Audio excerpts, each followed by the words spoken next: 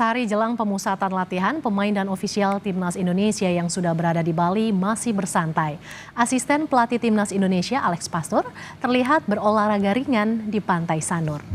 Alex Pastor bersama satu orang dari tim kepelatihan terlihat berolahraga di jogging track Pantai Sanur pada Minggu pagi. Pastor jogging di sepanjang pantai yang berada di belakang hotel tempat pemain dan ofisial Timnas menginap. Pastor berjalan menuju pantai di antara pengunjung lainnya.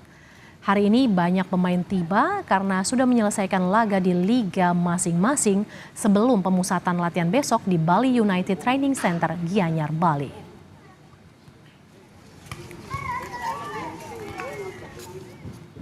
Pemain Timnas Indonesia, Shane Patinama, sudah tiba di Bali jelang laga Indonesia melawan Tiongkok. Shane optimistis skuad Garuda akan raih kemenangan. Ditemui di kawasan Kuta Bali, Shane Patinama berkesempatan bertemu penggemarnya. Shane bilang kali ini tim akan berkumpul dan berlatih bersama dalam waktu lebih lama dibandingkan pertandingan terakhir lawan Australia yang hanya punya waktu 2 hari untuk persiapan. Shane optimistis Indonesia akan raih kemenangan melawan Tiongkok dan bisa lolos ke Piala Dunia 2026. 2-0, whatever, like, it doesn't matter what the score is. If we win, we win. That's the most important thing.